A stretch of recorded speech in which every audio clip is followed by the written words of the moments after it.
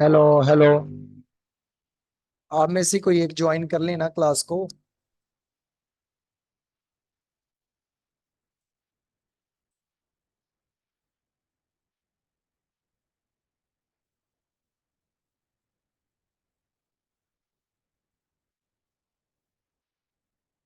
Okay जी। तो ये start में ही मुझे बता देना, तो जब आधी क्लास हो गई थी तो आप तब बता रहे थे सर जी आवाज नहीं आ रही।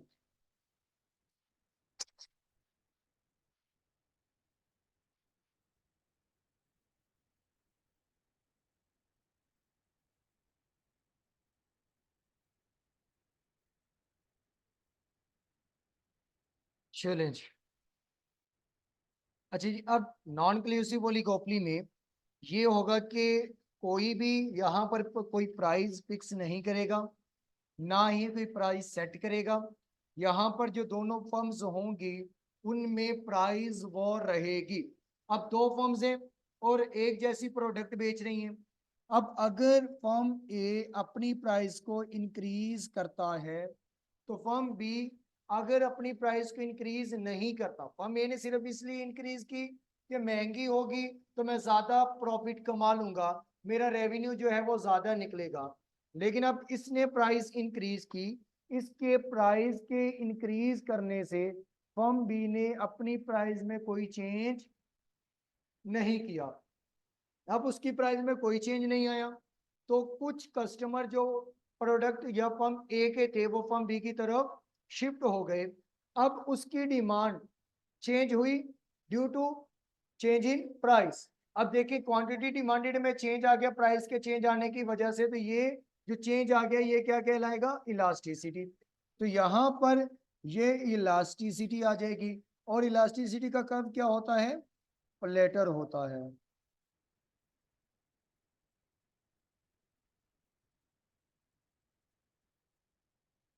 ये इसका कर्व है जी प्लेटर। अब अगर मैं बात करूं फर्म ए को जब ये पता चला कि मेरे तो कस्टमर जो है वो शिफ्ट हो रहे हैं प्रोडक्ट बी की तरफ, तो इसने क्या किया, इसने प्राइस डिक्रीज कर दी। फर्म ए ने प्राइस क्या कर दी, डिक्रीज कर दी। जब फर्म ए ने प्राइस डिक्रीज कर दी तो साथ ही फर्म बी ने भी क्या कर दिया, प्राइस डिक्रीज कर दी। या इसे आप एक केस कह लें कि ये केस नंबर 1, जिसमें सिर्फ हम ए ने प्राइस इंक्रीज की थी और बी ने कोई चेंज नहीं किया। ये केस 2, जिसमें फर्म ए ने प्राइस अपनी डिक्रीज कर दी ताकि लोग मेरे पास ज्यादा आए, साथ ही फर्म बी ने भी क्या कर दी, प्राइस डिक्रीज कर दी। तो क्या कोई फर्क पड़ेगा, नहीं। जब इसने भी प्राइस डिक्रीज कर दी तो जो इसका सब्सटीट्यूटर बैठा था, जो इसके जैसी प्रोडक्ट बेच रहा था फर्म बी वाला, उसने भी प्राइस डिक्रीज कर दी तो अगेन दोनों की प्राइस एक जैसी हो गई। तो क्या कोई चेंज आएगा डिमांड में, नहीं। मतलब कि इसके लोग उसके पास और उसके लोग इसके पास आएंगे, नहीं। तो यहां पर इलास्टिसिटी क्या होगी,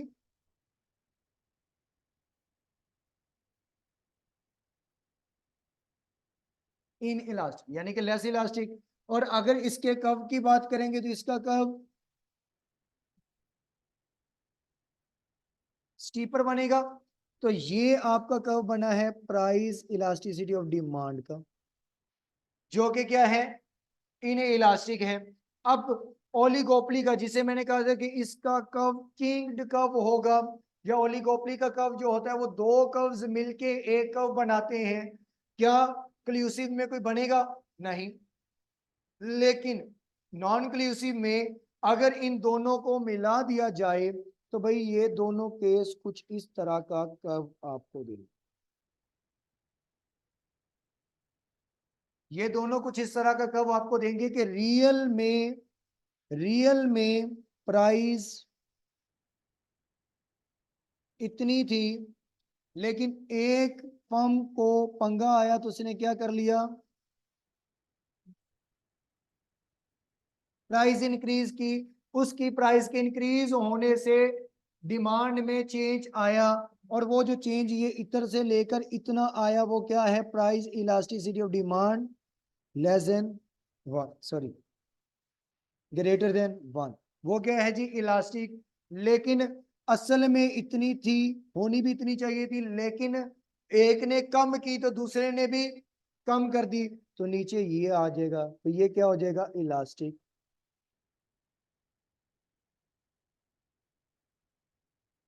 अब ये पूछा जा सकता है कि इलास्टिक कब होगा, जब प्राइस इंक्रीज होगी। इन इलास्टिक कब होगा, जब प्राइस डिक्रीज होगी और दोनों फर्म्स की तरफ से होगी, दोनों फर्म्स की तरफ होगी। तो ये कर्व आपका किंग्ड कर्व कहलाता है। और इसे किंग्ड क्यों कहते हैं, किंग्ड का मतलब क्या होता है, किंक्ड का मतलब क्या होता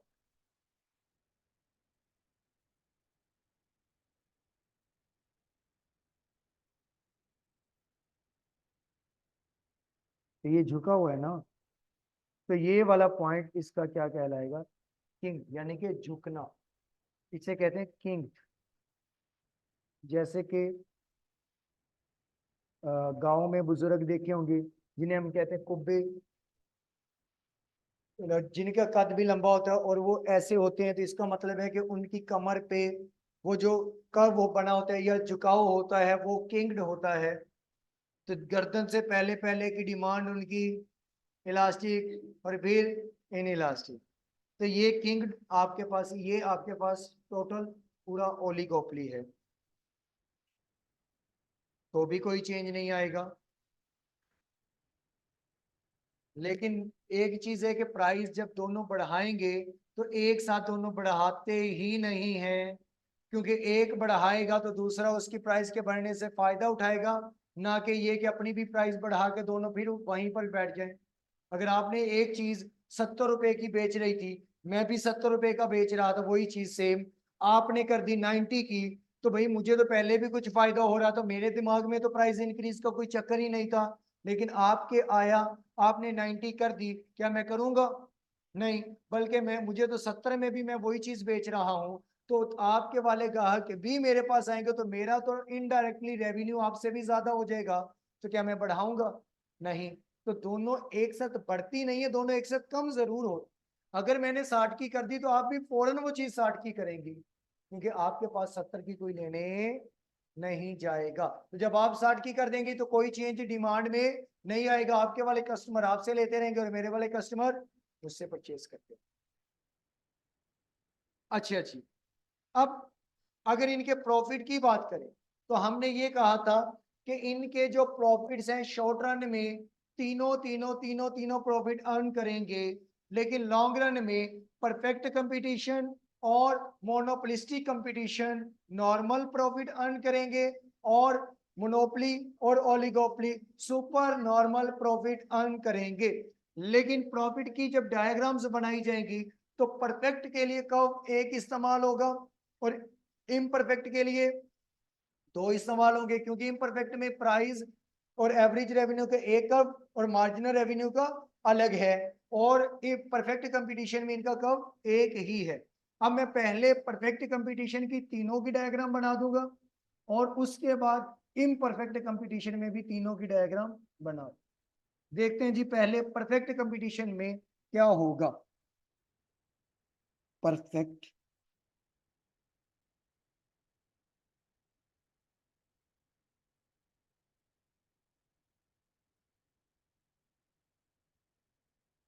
अब परफेक्ट कंपटीशन ऑनलाइन वाले बच्चे नोट नहीं कीजिएगा, सिर्फ इसको समझना है। पेपर में डायग्राम बनी हुई आएगी, आपसे बनवाएगा नहीं। बस ये डायग्राम में से आपने देख के बताना है कि वो डायग्राम परफेक्ट कंपटीशन की है या इम्परफेक्ट की है। अगर परफेक्ट की है तो कौन सी, और अगर इम्परफेक्ट की है तो कौन सी होगी। इसके अलावा पेपर में आपको ये नहीं कहेगा कि भाई बना के दिखा, आपने सिर्फ देखना है कि इसमें कैसे कैसे कौन कौन से फैक्टर आ रहे हैं और कैसे बन रही है। सबसे पहले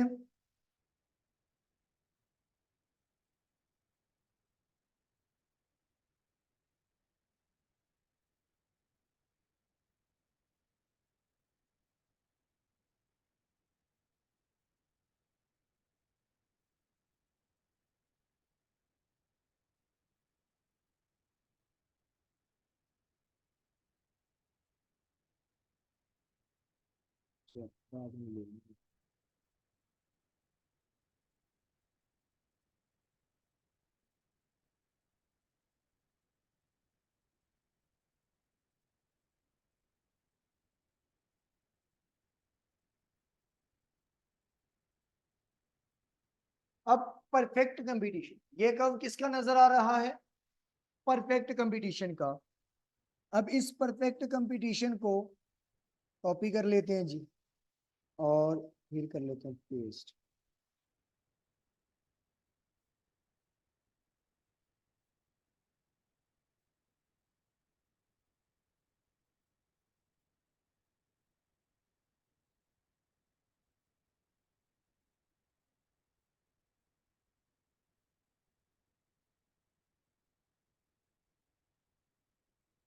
यहाँ पर 3 नहीं आते हैं। अब परफेक्ट कंपटीशन बन गया क्योंकि यहाँ पर प्राइस इज इक्वल टू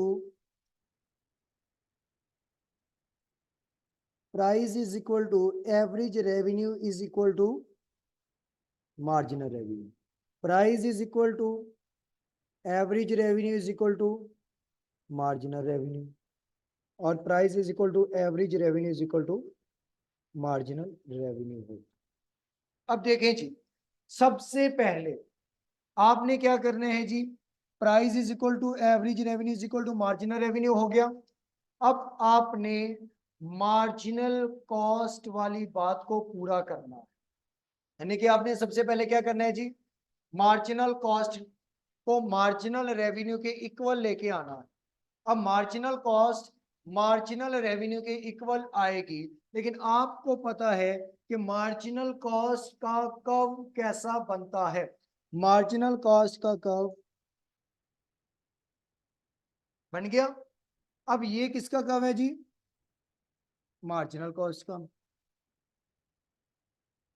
ये भी मार्जिनल कॉस्ट का, और ये भी मार्जिनल कॉस्ट।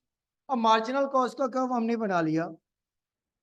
अब मार्जिनल कॉस्ट का कर्व मार्जिनल रेवेन्यू के इक्वल आ गया।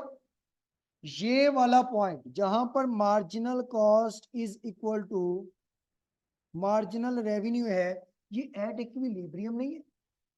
जहां पर मार्जिनल कॉस्ट मार्जिनल रेवेन्यू के इक्वल होगा, वो वाला पॉइंट क्या कहलाएगा,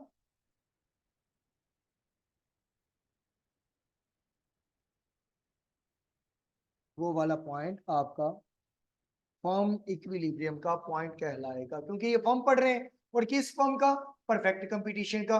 अब ये वाला पॉइंट जो है ये आपका इक्विलिब्रियम का पॉइंट होगा, क्योंकि मार्जिनल कॉस्ट मार्जिनल रेवेन्यू के बराबर आ चुका है। क्लियर है यहां तक। अब इसके बाद अब आगे क्या करना है जी, अब बारी आएगी एवरेज कॉस्ट की। अब बारी आएगी एवरेज कॉस्ट की। अगर तो एवरेज कॉस्ट का कर्व एवरेज रेवेन्यू से ज्यादा यानी कि ग्रेटर होगा, अगर तो एवरेज कॉस्ट का कर्व एवरेज रेवेन्यू से ज्यादा होगा, तो फिर एक फेस बनेगा। वो फेस यानी कि जो फिर प्रॉफिट आएगा वो आपके पास आएगा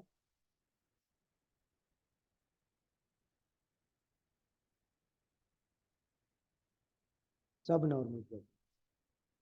अगली डायग्राम नंबर 2, जब एवरेज कॉस्ट का कर्व एवरेज रेवेन्यू के बराबर आएगा तो वो क्या होगा, नॉर्मल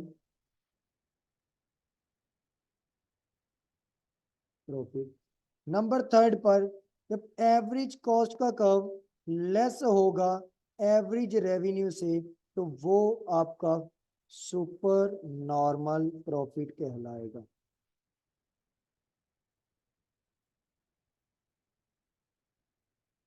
ठीक हो गया। अच्छा जी, अब ये 3 मैंने यहां पर केस कर दिए। अब मुझे क्या बनाना है, एवरेज कॉस्ट का कर्व। किसको देखते हुए, एवरेज रेवेन्यू को।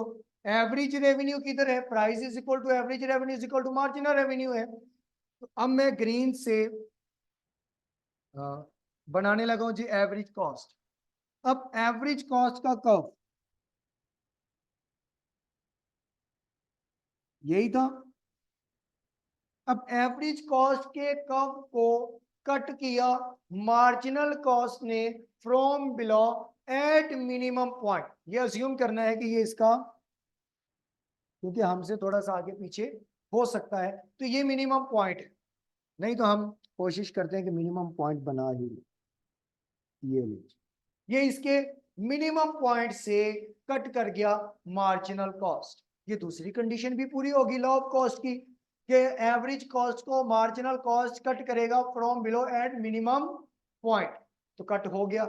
और अब इक्विलिब्रियम की मदद से क्या बनाना है, जो इक्विलिब्रियम का पॉइंट निकला है उस पॉइंट से परपेंडिकुलर आपने मूव करना है।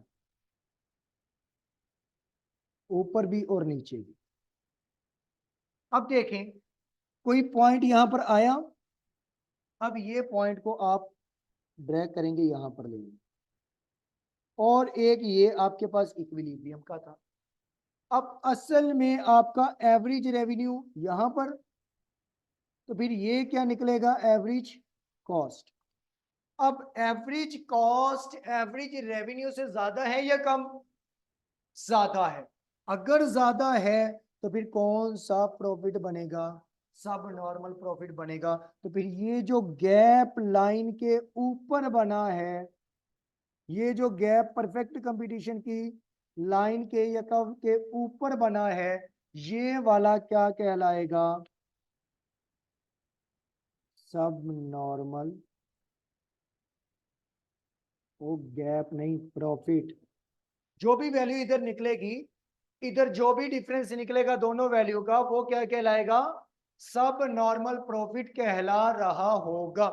अब आपको पता चल गया कि अगर इस लाइन से ऊपर होगा और परफेक्ट कंपटीशन में होगा तो सब नॉर्मल प्रॉफिट, अगर बिलो दी लाइन आ जाएगा तो सुपर नॉर्मल प्रॉफिट, और अगर ऑन दी लाइन कोई गैप नहीं है तो वो क्या हो जाएगा, नॉर्मल प्रॉफिट बन जाएगा। क्लियर है, ये डायग्राम देखिए, अब आप फौरन से बता देंगे कि सब नॉर्मल प्रॉफिट है। और अगर इनमें पूछ ले तो भाई फिर कॉमन सेंस, कॉस्ट ज्यादा रेवेन्यू कम, जब रेवेन्यू कम कॉस्ट ज्यादा, तो मतलब आपको सब नॉर्मल प्रॉफिट, वो एवरेज कॉस्ट दे दे या मार्जिनल कॉस्ट दे दे। मार्जिनल कॉस्ट देगा तो मार्जिनल रेवेन्यू देगा, कि भाई मार्जिनल रेवेन्यू कम, मार्जिनल कॉस्ट ज्यादा, मतलब एक यूनिट को बेचने पे पैसे कम मिलते हैं लेकिन एक यूनिट को बनाने पे पैसे ज्यादा लगते हैं, तो इसका मतलब है कि सब नॉर्मल प्रॉफिट। उसमें आपको प्रॉफिट नहीं बल्कि लॉस हो रहा है, कि कॉस्ट ज्यादा लग रही है, बिक कम कर रहा है, तो फिर वो आपका सब नॉर्मल प्रॉफिट कहलाएगा।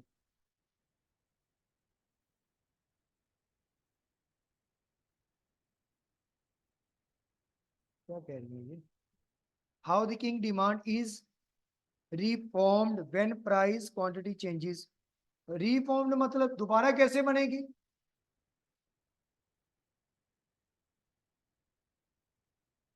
दोबारा कैसे बनेगी भाई, इसमें कव बन गया मतलब कि दो ही कव है, या तो वो ये कहेगा कि इनमें से मुझे बता दे, ऑप्शन कैसे आएंगे, पेपर में एमसीक्यूज कैसा आएगा, पेपर में एमसीक्यूज आएगा कि दो फर्म से, एक फर्म ने अपनी प्राइस इंक्रीज कर दी, तो बताएं दूसरी फर्म क्या करेगी, भाई वो उसको बैठ के देखेगी और क्या करेगी, वो अपनी प्राइस में कोई चेंज नहीं लेके आएगी, ये एमसीक्यूज में आएगा।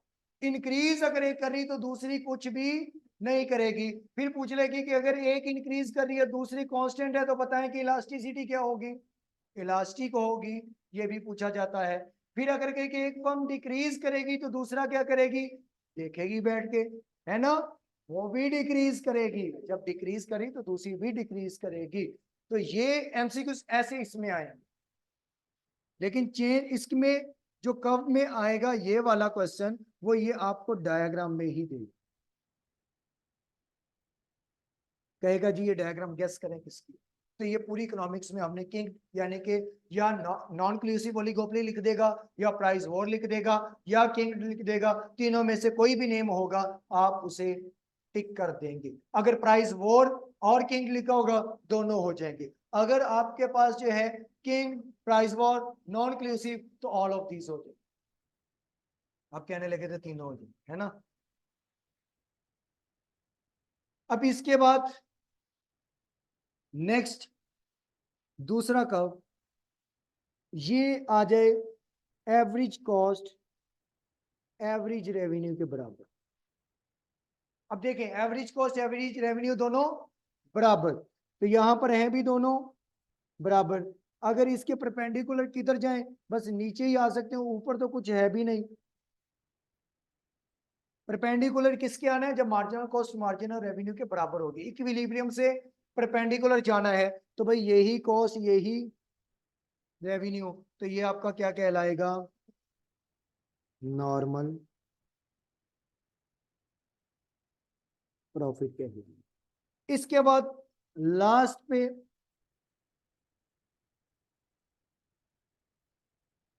Average cost below than average revenue. अब देखें एवरेज रेवेन्यू की वैल्यू ज्यादा है, एवरेज कॉस्ट की वैल्यू कम, उससे नीचे का बना है, अब क्या करना है जी, इक्विलिब्रियम के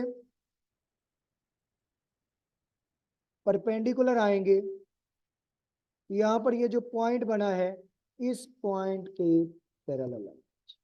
तो ये वाला आपका एवरेज रेवेन्यू, ये एवरेज कॉस्ट, जब average revenue greater than average cost होगा तो ये क्या कहलाएगा, तो ये वाला गैप सुपर नॉर्मल प्रॉफिट का होगा।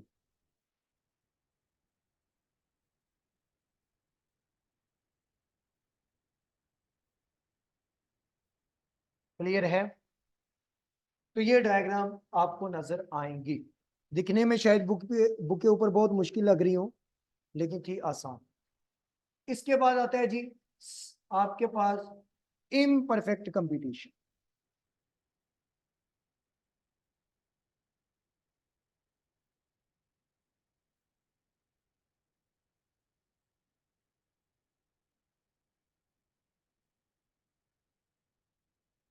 अब इम्परफेक्ट कंपटीशन में तीन, मोनोपोलिस्टिक, मोनोपोली, ओलिगोपोली। अब ये जो है इनकी डायग्राम सबकी सेम ही रहेगी, जैसे ऊपर उसमें सबकी सेम है कि अगर भाई सुपर नॉर्मल करेगा तो वो लास्ट वाली डायग्राम, अगर नॉर्मल कमाएगा तो सेकंड वाली, अगर सब नॉर्मल कमाएगा तो फर्स्ट वाली। नेम भी दे देते हैं जी। ये पहली, ये दूसरा केस, ये तीसरा, यही तीनों इधर लिखे उसी हिसाब से उधर बना दिया। इसके बाद इम्परफेक्ट कंपटीशन में भी सेम ऐसे ही रहेगा, लेकिन उसमें कर्व्स कितने हो जाएंगे, तो अब ये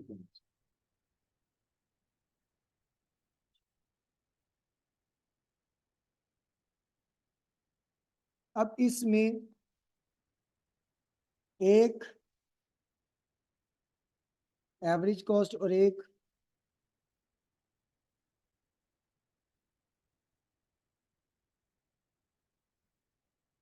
अब ये डायग्राम किसकी है,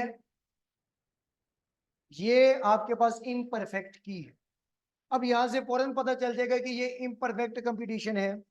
इसकी इसको करते हैं कि कॉपी और इसको बना लेते हैं।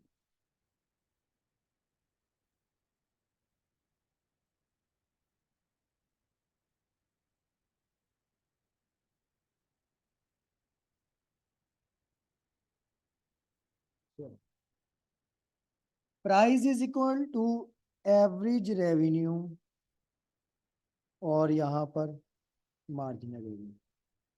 Price is equal to average revenue और marginal revenue. Price is equal to average revenue और मार्जिनल रेवेन्यू। अब ये हमने रिप्रेजेंट कर दिया, पता चल गया कि इम्परफेक्ट कंपटीशन है। अब सबसे पहले क्या करना है, marginal cost cuts marginal revenue, यानी कि सबसे पहला स्टेप क्या है कि आपने इक्विलिब्रियम ढूंढना। अब मार्जिनल कॉस्ट मार्जिनल रेवेन्यू को कट करेगी, कर दिया।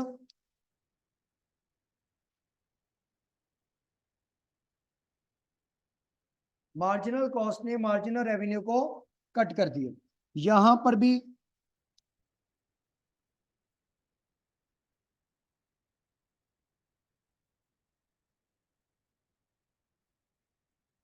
पहली बात तो हो गई पूरी। अब कौन सी तीन बातें रह गई, अब रह गई एवरेज कॉस्ट वाली। एवरेज कॉस्ट अगर ग्रेटर है एवरेज रेवेन्यू से, अगर एवरेज कॉस्ट एवरेज रेवेन्यू से ग्रेटर है तो फिर वो क्या कहलाएगा, सब नॉर्मल प्रॉफिट। अब देखें आपका एवरेज रेवेन्यू का कर्व, ये इस कर्व के ऊपर ही कहीं एवरेज कॉस्ट होना चाहिए। अब इसके ऊपर यहां पर फॉर एग्जांपल ये देखिए एवरेज कॉस्ट का कर्व बहुत नीचे और एवरेज रेवेन्यू का और एवरेज कॉस्ट ऊपर। अब ये जो कर्व यहां पर बना है ये आपका एवरेज कॉस्ट, देखें एवरेज कॉस्ट को कट कर गया मार्जिनल कॉस्ट फ्रॉम बिलो। ये बात पूरी हो गई। अब आपने क्या करना है जी, इसके बिल्कुल परपेंडिकुलर जाना है, किसके, इक्विलिब्रियम पॉइंट के बिल्कुल परपेंडिकुलर जाना है। जहां पर कॉस्ट आएगी वहां पर कॉस्ट लिख लेंगे कि एवरेज कॉस्ट, जहां पर रेवेन्यू आएगा वहां पर रेवेन्यू लिख लेंगे, एवरेज रेवेन्यू। तो ये जो गैप क्रिएट हुआ है ये वाला किसका होगा, सब नॉर्मल का, क्योंकि इसमें आइडेंटिफाई करना थोड़ा सा मुश्किल होगा।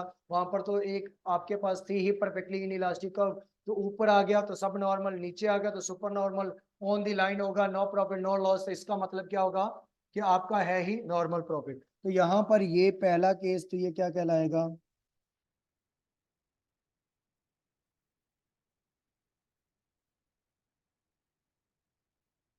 सब normal profit.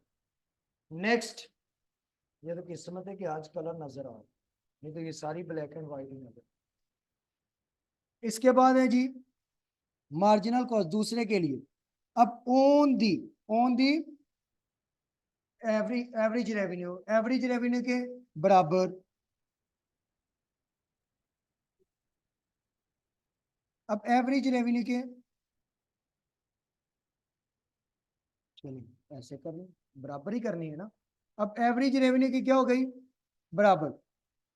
Average cost average revenue के बराबर है, मतलब किसी जगह पर उसे टच कर रही है, तो भाई जहां टच करेगी बराबर तो हो जाएगी।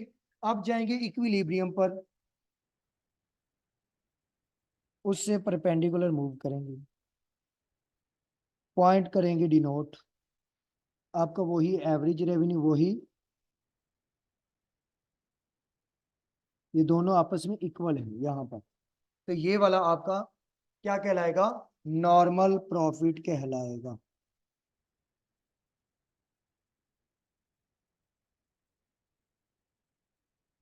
और लास्ट पे बिलो एवरेज कॉस्ट, मतलब थोड़ा सा नीचे आ गया, पहले लाइन को टच ही नहीं किया, ऊपर था, फिर लाइन को टच किया, फिर लाइन से नीचे आ गया। अब ये एवरेज कॉस्ट कट कर रहा है, एवरेज कॉस्ट को मार्जिनल कॉस्ट बिलो से कट कर रहा है। एक तो बात ये पूरी हो गई।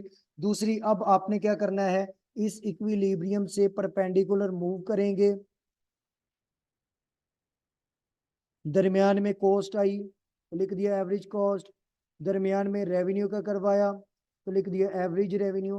अब एवरेज रेवेन्यू ग्रेटर है, एवरेज कॉस्ट लेस है, तो क्या बन जाएगा, सुपर नॉर्मल।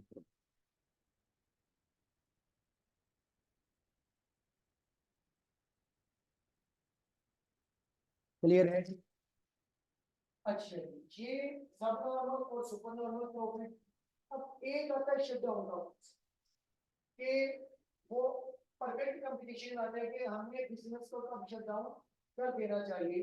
तो वो जो शट डाउन का कॉन्सेप्ट होगा उससे अब देख लेते हैं, उसमें से भी एमसीक्यूज आने के चांसेस होते हैं, एक आध एमसीक्यूज उसकी सिचुएशन में बता देते हैं कि बताएं जी कि कब बिजनेस को शट डाउन करना है और कब बिजनेस को शट डाउन नहीं करना।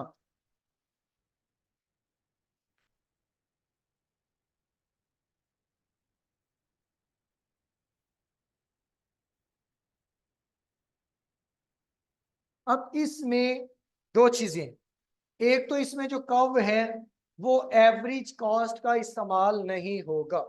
जैसे अभी हमने एवरेज कॉस्ट का कर्व इस्तेमाल किया दोनों डायग्राम में कि एवरेज कॉस्ट मार्जिनल कॉस्ट को देखते हुए, लेकिन मैंने कहा था कि पूरी इकोनॉमिक्स में सिर्फ एक जगह पर कर्व इस्तेमाल होगा, एवरेज वेरिएबल कॉस्ट का। एवरेज वेरिएबल कॉस्ट का सिर्फ एक जगह पे कर्व इस्तेमाल होगा, और वो कर्व आपके पास सिर्फ परफेक्ट सॉरी शटडाउन के कॉन्सेप्ट में आएगा। और उसमें भी आप बिजनेस को तब तक शट डाउन नहीं करेंगे, उसमें भी आप बिजनेस को तब तक शट डाउन नहीं करेंगे जब तक आपके पास price greater than average variable cost हो, या price is equal to average variable cost, तब तक आप अपने बिजनेस को शट डाउन नहीं करेंगे। लेकिन अगर प्राइस एवरेज वेरिएबल कॉस्ट से लेस चली जाए, यानी कि एवरेज वेरिएबल कॉस्ट ज्यादा हो और प्राइस कम हो, तो आप क्या कर देंगे, बिजनेस को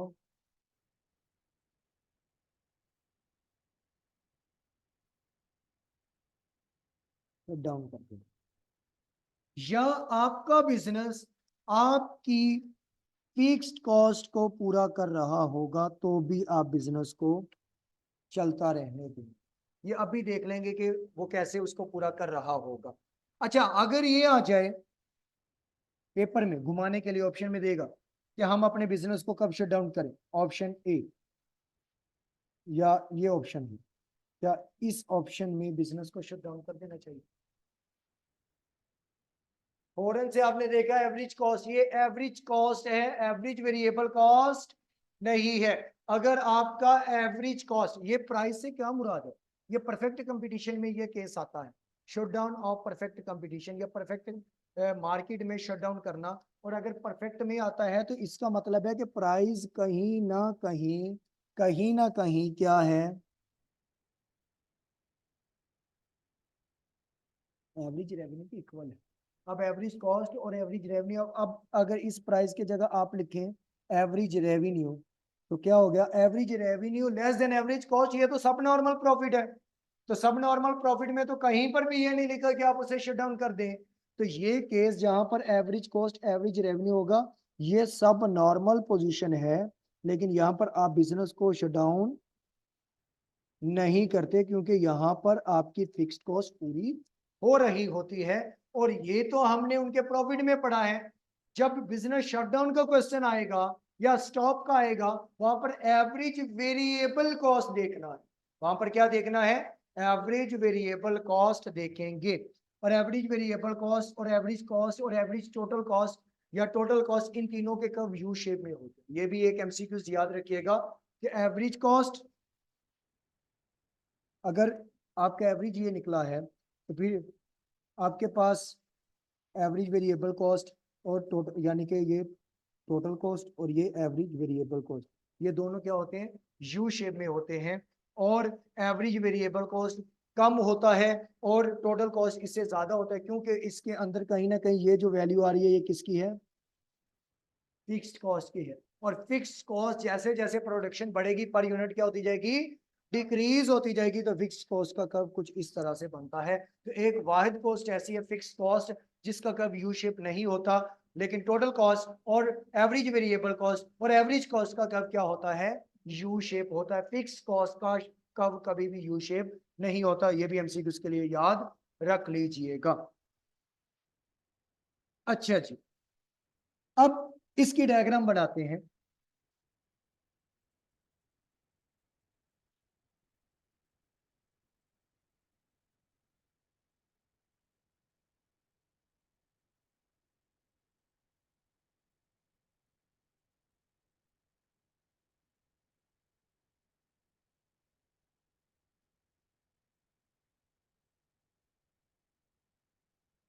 price is equal to average revenue is equal to marginal revenue. अब सबसे पहले क्या करेंगे जी, सबसे पहला स्टेप मार्जिनल कॉस्ट बन गई। मार्जिनल कॉस्ट मार्जिनल रेवेन्यू को कट करिए तो इक्विलिब्रियम पॉइंट भी मिल गया। अब इक्विलिब्रियम पॉइंट भी आ गया। अब इसके बाद अगला स्टेप क्या होना चाहिए, यहां पर आपने एवरेज कॉस्ट का कर्व नहीं बनाना, यहां पर आपने किसका कर्व बनाना है, एवरेज वेरिएबल कॉस्ट का। तो कौन सी दो सिचुएशन पड़ी है, या तो उसके बराबर हो या क्या हो, बड़ा हो, उससे ज्यादा हो। अगर उससे नीचे होगा तो फिर आप उसे शट डाउन कर देंगे। अब एक या फेस ऊपर वाला बन सकता है या ग्रेटर वाला, तो मैं क्या कर लेता हूँ, ग्रेटर वाला केस बना लेता हूँ, क्योंकि ऊपर वाला तो कर्व आएगा ही उसी जगह पे। तो आप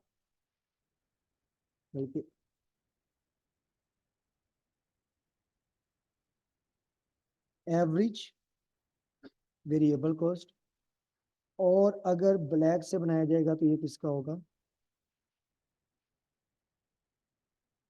एवरेज कॉस्ट। ये एवरेज कॉस्ट का आ जाएगा। अब ये जो हमने बनाया एवरेज वेरिएबल कॉस्ट का, अब अगर इसके परपेंडिकुलर जाएंगे इक्विलिब्रियम के, तो यहां पर देखें कि आपका प्रॉफिट, सॉरी आपकी एवरेज कॉस्ट ये आपका marginal revenue, average revenue, cost और एवरेज रेवेन्यू में तो बहुत ज्यादा डिफरेंस है, लेकिन यहां पर अगर आप देखें एवरेज कॉस्ट में इतना जो गैप है वो आपका फिक्स्ड कॉस्ट का कवर होता है। अगर इससे ऊपर देखेंगे तो कहीं ना कहीं क्या है, वेरिएबल कॉस्ट भी अंदर फॉल करती है। लेकिन ये ऐसी सिचुएशन है जिसे कि शॉर्ट टर्म के लिए आप क्या कर सकते हैं, बियर कर सकते हैं, अपने बिजनेस को शट डाउन नहीं करेंगे। लेकिन अगर यही कर मजीद नीचे आ जाता, मजीद नीचे आ जाता तो मजीद आपकी कॉस्ट क्या हो जाती, बढ़ जाती, तो वो फिर फिक्स्ड कॉस्ट भी पूरी नहीं होनी थी। तो ये कहते हैं कि ये सिर्फ आपने क्या करना है, ये दो की पॉइंट इसमें याद करना।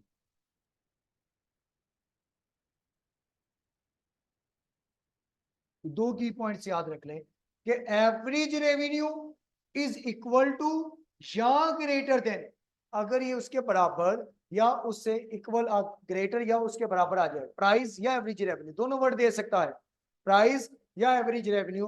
अगर एवरेज वेरिएबल कॉस्ट के ग्रेटर या उसके बराबर आ जाएगा तो बिजनेस शट डाउन नहीं करेंगे, लेकिन अगर उससे लेस आएगा तो फौरन से क्या कर देंगे, बिजनेस शट डाउन कर देंगे। क्लियर है?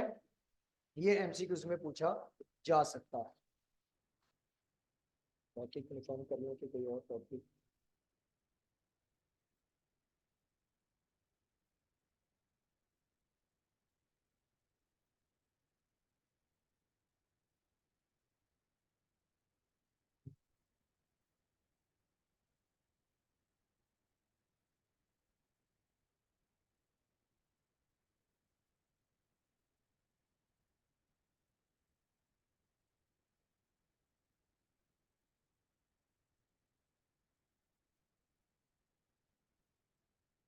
इसके बाद डेफिनेशन है एक प्राइस डिस्क्रिमिनेशन की। प्राइस डिस्क्रिमिनेशन होता है कि एक सेम प्रोडक्ट डिफरेंट पर्सन को डिफरेंट प्राइसेस पर अगर आप सेल करेंगे तो उसे कहते हैं कि ये प्राइस डिस्क्रिमिनेशन है। अब प्राइस डिस्क्रिमिनेशन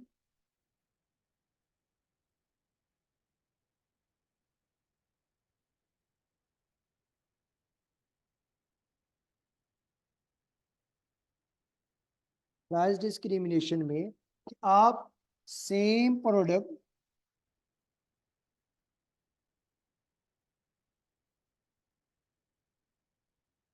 डिफरेंट इंडिविजुअल को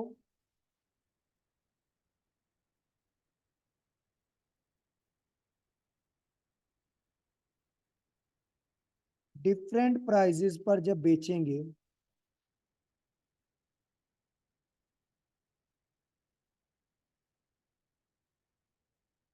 और सेल करेंगे तो वो क्या कहलाएगी, प्राइस डिस्क्रिमिनेशन कहलाएगी। कि एक सेम ऑब्जेक्ट डिफरेंट पर्सन को डिफरेंट प्राइसेस पर आप बेच रहे हैं तो वो आपका प्राइस डिस्क्रिमिनेशन कहलाएगा। अब प्राइस डिस्क्रिमिनेशन में अगर उसके डिटर्मिनेंट देखें कि कौन कौन से ऐसे डिटर्मिनेंट होंगे जो प्राइस डिस्क्रिमिनेशन को चेंज कर सकते हैं या प्राइस डिस्क्रिमिनेशन क्रिएट की जा सकती है। नंबर 1 पे माइंड में क्या आता है, क्या?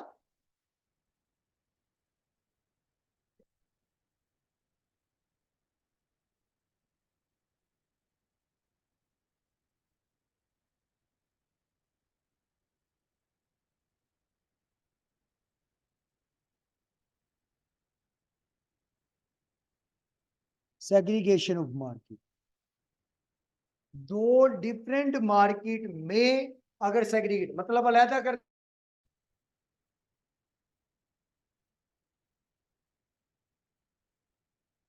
एक F8 मरकज है और एक, यही स्पेलिंग है। चलो अपने कड़ा बापू दा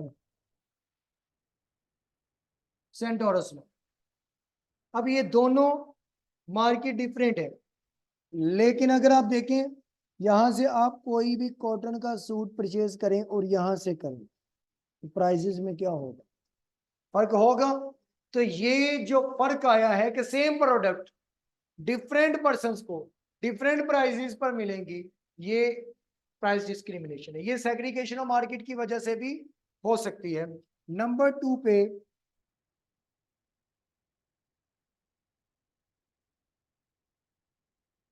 स्पेशल ऑर्डर, ये स्पेशल ऑर्डर की वजह से भी हो सकती है। अगर किसी की कोई बर्थडे आ गई, अब उसे बर्थडे पे केक बनवाना है या बना हुआ ले आए, दो ऑप्शन है ना, या बना हुआ ले आए या केक बनवाना है। अगर तो आप बना हुआ ले लें तो वो जो भी प्राइस होगी वो आपको मिल जाएगी, लेकिन वो भी डिफरेंट प्राइसेस पर मिलेंगे कि ये डिजाइन इतने का, ये इतने का, ये इतने का, ये डिफरेंट प्राइसेस पर आपको वो मिल रहा होगा होगा केक ही, और डिफरेंट प्राइसेस पर डिफरेंट पर्संस को मिलेगा। लेकिन अगर आप बर्थडे पे 2 पाउंड का केक एक पसंद करते हैं, लेकिन आप कहते हैं कि ये मुझे ये नहीं, मुझे फ्रेश केक चाहिए, मैं मतलब कि मुझे डिजाइन या मैं खुद से बनवाऊंगा, या इसके ऊपर अगर फीमेल के तो जी या बारबी की पिक लगा देनी है, डॉल लगा देनी है, उसे तैयार करके दें, तो क्या वो आपको महंगा मिलेगा या नहीं मिलेगा? मिलेगा। क्या उसके ऊपर मटेरियल कम लगेगा या ज्यादा? ज्यादा नहीं लगेगा, 2 पाउंड के ऊपर 2 का ही लगेगा, सिर्फ एक बारबी ऊपर लगानी है, बनाना दोबारा है। क्या वो मटेरियल जो वो केक तैयार करेगा उसके लिए बाहर से बंदा आएगा? नहीं, जो जिसने पहले तैयार किया उसी ने किया, मतलब same bakery, same product, same person तैयार करके आपको देगा, लेकिन आपसे पैसे हो सकते उसे डबल चार्ज करे। तो सेम प्रोडक्ट डिफरेंट पर्सन को डिफरेंट प्राइसेस पर बेची जाएंगी, ये क्या कहलाएगा? Price discrimination. तो ये स्पेशल ऑर्डर की वजह से भी हो सकता है। या आप अगर किसी से ड्रेस सिलाई करवाएं तो लिखा होता है जी कि ये ड्रेस सिंगल सिलाई में 1000 रुपए का, डबल सिलाई में 1200 का, लेकिन आप कहते हैं नहीं भाई ईद पे पहना है तो थोड़ा सा मजीद डिजाइन बना देना, कहते हैं इसका मतलब सर आपका तो फिर स्पेशल केस है, फिर 1200 का नहीं बल्कि 1500 का सिलाई होगा। तो हम कहते हैं नहीं 1500 का नहीं 1400 का कर दे, वो कहेगा इससे पहले मैंने 1500 का किया, चले मैं आपको 1400 का कर देता। तो देखिए सेम काम डिफरेंट पर्सन को डिफरेंट प्राइसेस पे कर देना भी क्या है? Price discrimination. तो ये एक कॉन्सेप्ट रहता था प्राइस डिस्क्रिमिनेशन का। और इसके अलावा ये प्राइस डिस्क्रिमिनेशन अक्सर आप मार्केट्स में जाए तो वहां पर भी हो रही होती है। जिस भी मार्केट में आप इंटर हो, अगर किसी अपने विलेज की या सिटी की शॉप में गए हैं तो वो सबसे पहले क्या कहते हैं जाते, बैठे जी। अच्छा, अब क्या है जी, वो पहले नजर चेक करते हैं, ये क्या देख रहे हैं, 2-4 सूट दिखाएंगे। इसके बाद अगर किसी ऐसी चीज पर नजर पड़ गई औरत की, वो कहेंगे नहीं भाई वो सूट उतार दे, इवन वो सबसे पुराना पड़ा हो और उनका कोई बेचने का इरादा भी ना हो, कि शायद बिक ना रहा हो, पहले बहुत कोशिश की हो, लेकिन उन्होंने कहा नहीं नहीं बाजी वो तुम्हारी पहुंच तो दूर है, आपने जो लेना है वो बताएं, वो तो बहुत महंगा है, आपकी पहुंच से दूर है। अब बाजी साफ ज़ाहिर है कि अगर पहुंच से दूर है तो इसका मतलब है किसी ने नहीं परचेज किया, ये यूनिक डिजाइन है, ये हो गई मेरे पास। अब बाजी सबसे पहले क्या कहेंगी, ये ही नीचे उतारे। अब वो सूट अगर नीचे आ गया है, उसने खोल के वो थान फेंक दिया, अब इसके हाथ में वो भी सूट है, 5-7 सूट ऊपर से और उसने फेंक दिया, उसने फिर नीचे से निकाल के वही ऊपर रखा, होते है कि नहीं? बार बार उसने कहा कि अब ये दिल लग गया, अब जाएगा तो यही जाएगा। अब प्राइस पे बात आ गई, अब प्राइस पे जब बात आई तो वो कहेगा अच्छा आप ही बाकी छोड़ें, ये बताएं कि क्या खाएंगे, क्या पिएंगे, चाय हो जाए, बोतल हो जाए या जूस, ऐसा होता है कि नहीं? दुकान नहीं करते हैं जूस चाय, जो भी गर्मी में चले जाएगा तो गाजर का जूस ऑफर करते हैं, करते हैं, बोतल कर देते हैं, चाय कर देते हैं, लेकिन दुकानदार से बना के रखी हुई। अब क्या है जी कि जूस ऑफर कर दिया, ये क्या पिएंगे जी, जूस आ गया, अब जूस भी पी लिया, अब रेट की बारी आ, अब बहन भाई के ताल्लुकात भी अच्छे हो गए, मतलब दिखाने वाले सूट भाई, खरीदने वाली बहन, अब बहन भाई के ताल्लुकात भी हो गए। अब क्या जी सूट दिखाया जाए तो मतलब रेट तय करें, उसने कहा जी रेट है 8,000। अच्छा, रेट है जी 8,000। अब इसने कह दिया रेट है 35, इसने कहा नहीं 3500 का दम, ये सूट पहले भी पता नहीं कितने गाहक आए मैंने नहीं दिया, इसलिए तो मैंने ऊंचा रखा हुआ था कि कोई खरीदे भी ना, क्योंकि रेट बहुत कम लगा दे, तो ये रेट, ये सूट मैंने इतने में नहीं देना। तो ये रेट आपको ये सूट मिल जाएगा एंड 7,000। आगे से बहन कहती है कि भाई भी बने हो और रेट भी इतना, चले ऐसे करें, बहन की इति के तौर पर आप ये सूट दे दे 5,000। अब ये सूट उसने 5 का उसे दे दिया। चले जी 5,000 का सूट लेके वो कहाँ आ गई, घर आ गई। अब घर में आके उसने पूरे मोहल्ले में क्या कहा, 8,000 वाला सूट 5,000 में लेके आई, शॉप वाले को चूना लगा दिया। लेकिन शॉप वाला क्या कह रहा होगा, 1,500 वाला सूट जो अरसा दराज से नहीं बिक रहा था 5,000 का बेच दी। तो ये क्या है, हो सकता है पहले इसके साथ वाले सूट 25-25 के बेचियो, 2-2 हजार के बेचियो, सेम प्रोडक्ट डिफरेंट पर्सन को डिफरेंट प्राइस पर बेच दिया। ये क्या है, प्राइस डिस्क्रिमिनेशन। बस उसने खरीदा क्यों, क्योंकि यूनिक डिजाइन है, किसी और ने पहना नहीं। और यही तो एक चीज है, ईद पे वो ड्रेस खरीदना है जिसके जैसा किसी और के पास ना हो। और बॉयज को देख ले, वो सारे मिलके एक जैसे सिलाई करवाएंगे, ऐसा होता है ना। चलिए ये चैप्टर भी आपका कंप्लीट होता है, और इसके एमसीक्यूज जो है वो मैंने शेयर कर दिए थे कल ग्रुप में। अब आप उन्हें कोशिश करें और सॉल्व करें, इंशाल्लाह सॉल्व हो जाए। तो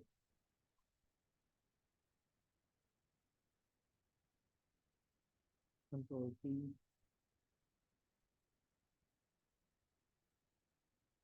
ओके जी, अल्लाह हाफिज। ऑनलाइन वाले बच्चे, सर इम्परफेक्ट कंपटीशन में ट्रेड ऑफ होगा, इम्परफेक्ट कंपटीशन ट्रेड ऑफ क्यों होगा। ट्रेड ऑफ वहां पर होता है जहां पर एक चीज लें और दूसरी छोड़ दें। अगर तो आपको दोनों की जरूरत है तो दोनों लेंगे। अगर आपके ट्रेड ऑफ में ये होता है कि आपके पास रिसोर्सेज इतने हैं कि एक चीज लें तो दूसरी मिले ना, पैसे ही इतने हो कि या एक या दूसरी। अब आपको पता है कि आपके पास रिसोर्सेज कितने, अगर ज्यादा है तो आप बहुत ज्यादा चीजें भी खरीद सकते हैं, और अगर आपके पास रिसोर्सेज कम है तो फिर आप एक ही खरीदेंगे, और वो ही खरीदेंगे जो आपको बहुत ज्यादा जरूरी होगा। तो इसमें कहीं पर भी ट्रेड ऑफ का कॉन्सेप्ट नहीं आएगा।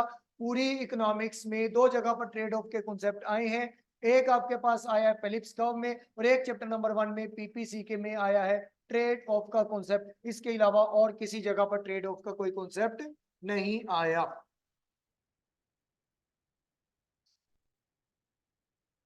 ओके जी।